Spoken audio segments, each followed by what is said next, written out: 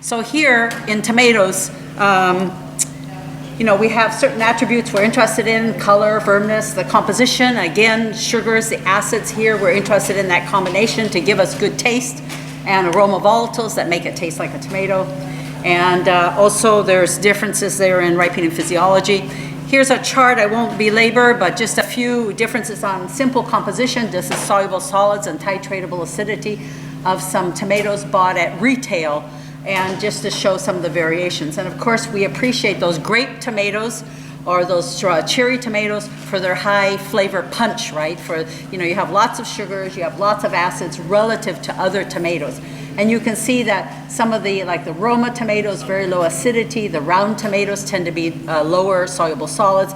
So you can see there are some fairly consistent differences there in relation to the type of tomato that you deal with. And you all know that who work with tomatoes, right? Now, one of the things, again, we talk about maturity at harvest as being key.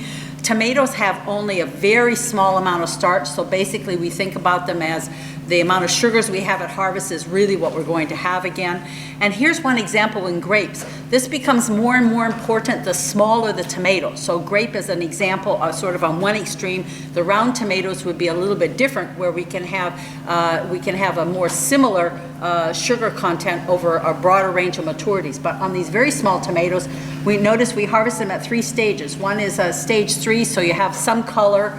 Stage 4, about 50% color. Stage 5, you know, 1 or 2 days, 3 days from ripe. Now you have the initial maturity stage, as you can see there. And here then we're looking at when they've been ripened then, when they're full red, what is the composition? So here you can see the difference in the soluble solids content and the amount of acidity in relation with the stage of maturity at harvest. Now those of you who work with tomatoes know that these tomatoes are also harvested sometimes earlier, right? Now, why don't I put up the earlier stages? Because we even consider that's terrible. You have a wonderful product, and it is a travesty. Remember, I used that word before in melons. It's a travesty to harvest them before these stages. So I even eliminated those stages from this chart. Maybe I should put them back on. But the issue here is these tomatoes should not be harvested at mature green stage, because there you're really you're reducing then the amount of sugars and acid that gives them good flavor. And sometimes I do buy this fruit, and they do have poor flavor, and that's related then, they're red, but that's related with the fact that they must have been harvested then very early in maturity. So at least they should be harvested stage 3, and we would say stage 4. You gain very little in shelf life by harvesting them early on and then trying to ripen them up to red color. That's one of the things. Now, tomatoes are a climacteric fruit, meaning they go through this ripening stage. And at one time, people were experimenting with ripening tomatoes in transit, in transport, rather than in ripening rooms. And the trick there was that as the tomatoes ripen, you reach a maximum respiration rate right at about this stage 3. So what that means is then the heat load that you're generating during transportation made it very difficult to control temperature uniformity. You're all packed into that trailer, and that's why you get better results, as with any fruit, if you're in a ripening room where you have better airflow conditions, okay? But anyway, here's the relation. So the maximum heat production or respiration rate is about that stage 3 or turning stage. And of course, you have all these associated changes as it goes through this climacteric ripening physiology, okay? Tomatoes are then, we buy and sell them here in the States based on this 6-point ripening scale. In Europe, they use a 12-point scale typically, and some companies develop their own scale, so there's everything in between. But basically, we're dividing them more or less into these categories. So from a legal standpoint, a vine-ripe tomato must have some external color development. So it must be a stage 2, right? So all of these actually are vine ripes. So there's 3 terminologies, or a couple terminologies to pay attention to. One is vine ripe can be stage 2 to stage 6. Table ripe then is really going to be that stage 6, right? Or some aspect of red. That's a table ripe tomato. Sometimes consumers confuse that. It's a vine ripe, they think it's a full red tomato. That's not true, right? But basically for the tomatoes, if you've reached the stage 2, almost you've achieved then the maximum amount of sugars and acids in a round tomato, but not in the grape tomato, the very small tomatoes that I showed you in the previous slide, right? Okay, but in these large round tomatoes, that's generally the case. Sometimes you get a little bit more acidity, but you know, basically you've achieved more or less the near full composition of sugars and acids by the time they're showing that color change and have reached a stage 2. It does depend on the variety a little bit. Okay.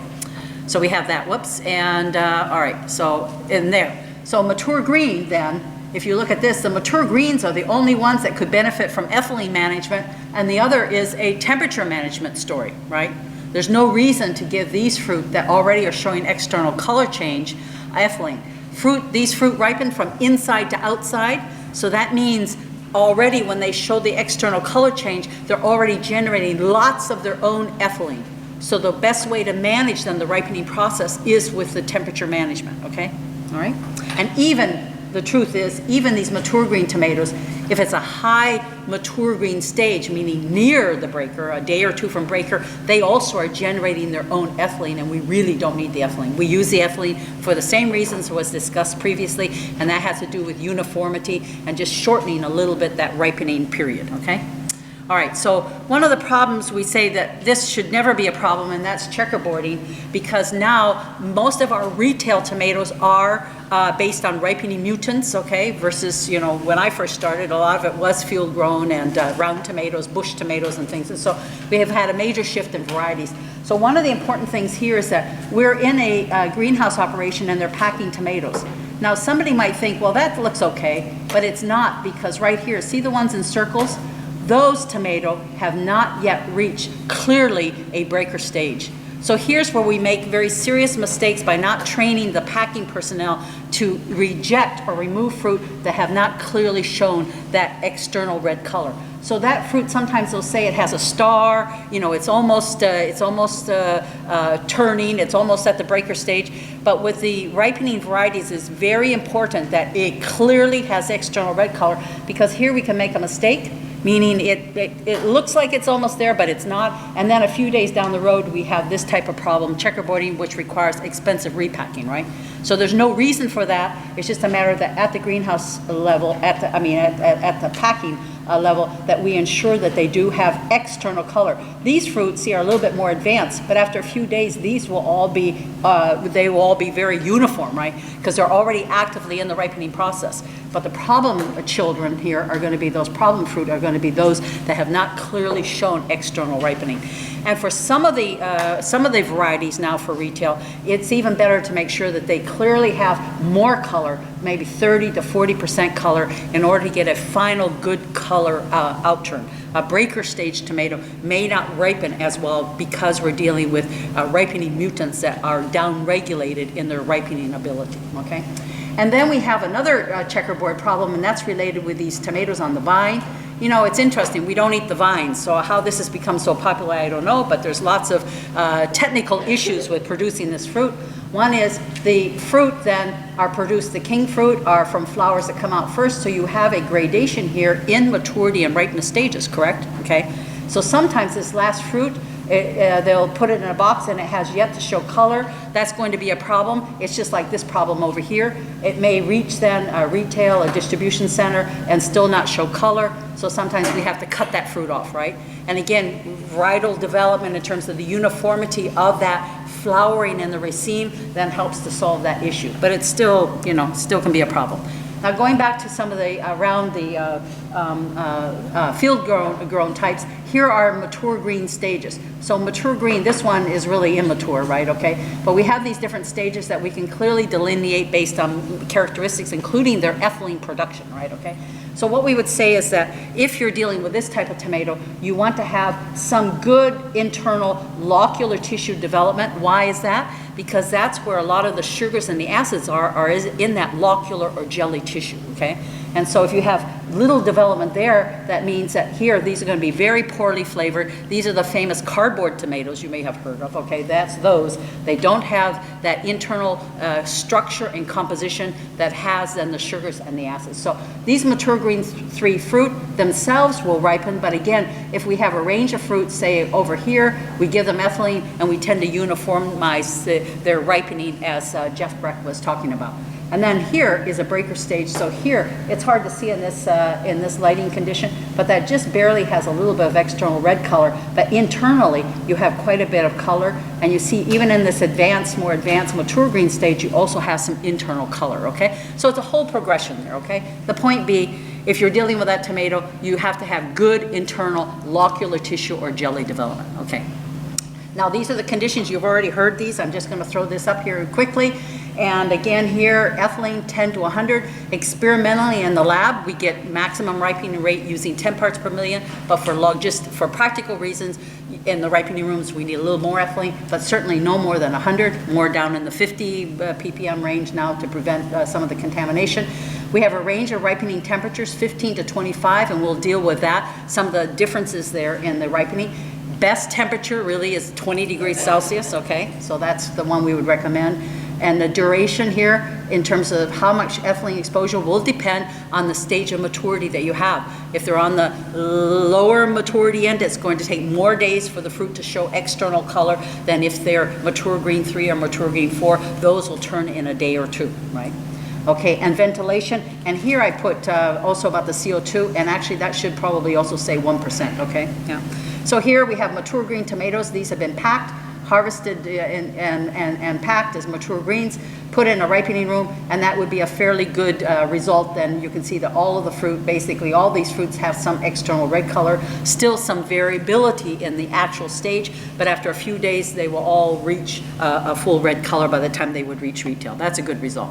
Oftentimes the result's not that good, and we have to then repack those tomatoes. They've gone in the ripening room and we repack, and that's really very costly. There used to be a strategy where you would bring the tomatoes in, and even some companies can still use this. You bring them in bins, you ripen them, and then you pack. To me, that makes more sense than packing in mature green, putting them in a ripening room, and then repacking them, right? So, I mean, you have different options there of what you would do. And to me, the best one is you treat them in the bins and then you pack them. So you have one-time handling and you can pack then to color, okay? Now, again, here's temperature in relation with the stage of ripeness or maturity, yeah, stage of ripeness in relation with temperature. And these are for conventional tomatoes that don't have the ripening mutant background. So those, depending what they are, because there's a lot of variation, may take a little bit longer. But this is a general guide for then more the conventional tomato cultivars, and it gives you an idea of how the temperature is going to affect the days to reach full red, depending on your stage, your initial stage of ripening. So that chart is still useful, just we have to add a day or two, maybe 3, for some of those newer tomato lines. And, you know, we tout tomatoes as being very healthy, and of course that's mostly related with the red pigment, the lycopene. And if it's not red, it doesn't have lycopene, and that's, you know, very obvious here, right? Okay, so when we're at food service, we're slicing tomatoes that are maybe this color, or, you know, even less, we simply don't have the color that we're the health benefit, one of the health benefits that we're touting the tomatoes for. So that's a very good relationship between external color and the tomatoes. So here's just visually the effect of temperature. As other fruits, we have a window at which we get good temperature. Too low, not good. We get chilling injury, poor ripening, and too high, we get this blotchy ripening here, as you can see here. At 25, you can see here the ripening is not so good, depends on variety. Sometimes 20 and 25 give us visually the same result, but 25 is usually results in softer tomatoes. So you have more of those, more of the cell wall softening enzyme activity, and they tend to be softer. So again, we would say 20 degree would be ideal temperature. There's some data there, okay? Weight loss and stuff like weight loss also. You get more dehydration at the higher temperature. So here, that's because of ripening, because of ethylene production rate. So if you look at the top, those tomatoes at that higher temperature, then basically you've shut down their ethylene producing capability, and that's the basis for the other fruit that do not ripen at higher temperatures, okay? You are affecting their ability to ripen because they no longer produce and perceive ethylene. Now on the lower end, if we go below 20, this shows the power of temperature between 15 Celsius or 59 and the 68. So here in the green, we have the respiration rate of the fruit ripened at 15 versus the ones ripened at 20 Celsius. And here's the rate of color change. So you can see between that window of 15 and 20, we can do a lot in terms of time, in terms of slowing down the ripening rate if we want it. One of the important things about tomatoes, I've concluded after working with them for many years, is that regardless of the technology we're employing, whether say it's 1-MCP or it could be modified atmospheres or it's temperature, it's very important that once we harvest the tomatoes that we allow them to slowly ripen. We never want to stop the ripening process. If we do that, the temperature's too low, we did something to stop that ripening process. It's very hard then to kickstart or to get that tomato to then begin to that ripening, to that process again and get a good result. So for me, the sort of the golden rule is always allow the tomato to continue ripening. Sometimes handlers want to kind of stop the tomato. I got it to stage 4, I don't want it to advance. But we don't want to do that. We want it to allow it to slowly advance to the ripening stages. And there we have less problems, less losses, and much better outcomes in general. Okay, so now here's a little bit of data about ripening mutants, and this one is called delayed fruit deterioration, but most of them have a very similar effect, although the actual mechanism, the biochemical mechanism may be a little different, but generally they have depressed respiration rates and greatly depressed ethylene production rates. So we're based on hybrids, so the blue represents a hybrid, and we expect to get some kind of intermediate result. Now, the truth is that some of the ripening mutant varieties that we are used in greenhouse and other tomato production, sometimes they're closer to the wild type or the normal, the conventional tomato, and sometimes they're closer then to the, say, to the mutant type. So there's a large range of variation, and when we've gone in and studied that, those that are called, ripening mutants, et cetera, have a widely diverse behavior, let's put it that way. But this would be a fairly reasonable result, somewhere in between those two patterns, okay? And then this is showing the color change, okay? So basically a mutant, a homozygous mutant won't ripen, okay? So for tomatoes, the recommendation is 12.5 degrees Celsius. So at 12.5 degrees Celsius, do the fruit ripen? Do they continue to show ripening? Yes, color change will occur. Even at 10, it will occur very slowly. And 10 is the absolute minimum, no lower than 10, and some would argue that that is too low. And some of the greenhouse growers here will ship out at, say, 12.5. And others will ship out a little bit lower, okay? So, but at least no lower than 10. And so you do get that continuation, a slow continuation of the ripening process. So we expect, typically, commercially, 2 to 3 weeks. And then controlled atmospheres, there can be some benefit of slowing down the ripening rate. And typically we talk about a relative humidity of about 85%. And that's mostly to prevent superficial mold growth on the stem material, the calyx, or on the stem scar, okay? So keep it about that level. Now, I don't expect you to read through this. I'm not going to talk about it, except I put it in there because here basically we have ripened tomatoes at 12.5 and 20 degrees Celsius. And the point of this is that we get a similar final result. We can ripen them over that range, 12.5 to 20. So that again shows you the power of temperature then to manipulate then the time to ripen the tomatoes. And in this we have the tomatoes started at different ripeness stages. It was a single variety. We've done this experiment a few times, but this is the most complete set of data I have. And then you can look at that if you're interested in it, okay? So again, we have a window. Now, if we go too low, what happens? Here's fruit that were stored. Just a second, I want to make sure I stay on time here. Okay, I have 5 minutes, okay. So here's fruit, they were stage 3, about 30% external color, and we stored them at 2.5, 7.5, and 12.5. Here's what they looked like then after 15 days. They all started out at about 30% color, and after 15 days, this is what they look like. Now the fruit at 12.5, they were near red, right? So 1 to 2 days, they were full red. We had no decay, very good outturn, okay? So the interesting thing is what happened to the fruit at 2.5 and 7.5. And what do you think? All right, so the 2.5, so that's really low, right, okay? So of course, no one's gonna hold tomatoes at that low a temperature. And so complete disaster. But more interesting is 7.5, because sometimes people do hold them below 10, and 7.5 in terms of truck settings used to be very common. It's less common now, but if you know of anyone who's setting the truck at about 7 degrees Celsius for tomatoes, that's too low. And what happens is we've transferred them to 20 degrees Celsius for them to ripen. The color's not as good, and we're beginning to see areas of decay that is chill induced, okay? So again, the point there is not below 10 degrees. Here's some more data, and this is time and temperature at different temperatures in the range of 41 to 55 or 5 to 12. And you can look at that data if you'd like. And what we did was we stored them for different periods of time, and then we transferred them to 20 degrees Celsius after those 3 periods. And then here it looks messy, but now we transferred them after a week, and then we looked at their ability to reach full red color, okay? And that's what we're looking at here in relation to those temperatures. And then we also measured And you can see, if you look at 3 weeks, for example, fruit that were held at 10 and 12, you see they were able to reach full red color, just scoring it based on our color scale, whereas those at 7.5 and 5 were not able to. So you can see there's a big separation there, right? Okay, so that goes back to those recommendations that have existed for a long time, and those are good recommendations, right? And then here's the actual lycopene content. You can see in the tomatoes, we actually got better lycopene content if they were stored at the 12.5. Okay, and then ripened, finished ripening at the 20, okay? And these are the color values, okay? So that correspond to that.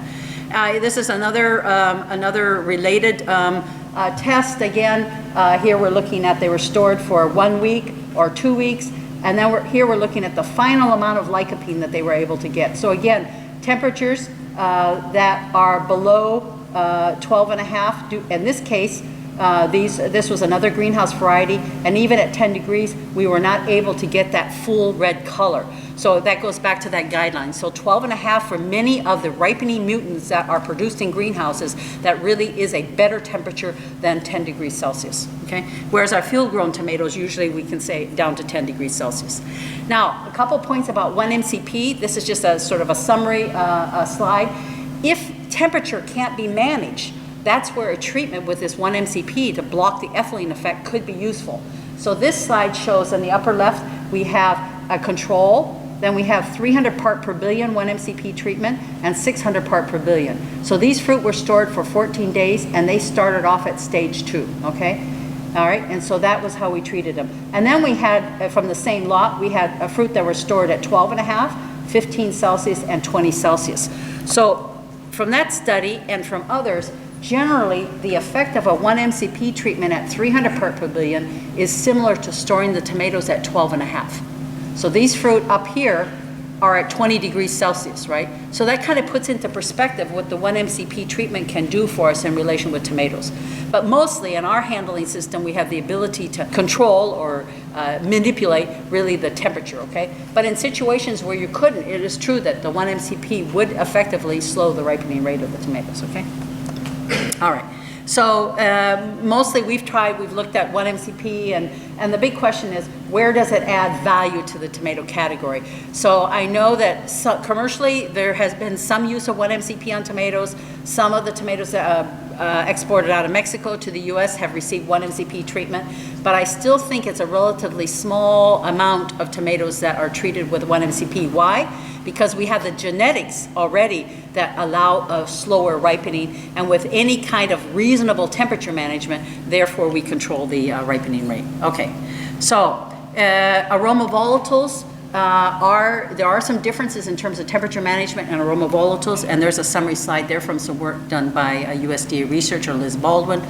And so here, just kind of to reiterate, the last, these are things that we were just talking about, allowing the fruit to advance, keep the ripening slowly, and don't interrupt or break the process. And then the last slide is in blue, the last important thing. This is saying, the slide says something similar. But then at the consumer level, and those of you who work at retail, is do not let your consumers put the blankety blank tomatoes in the refrigerator, okay? All right, thank you.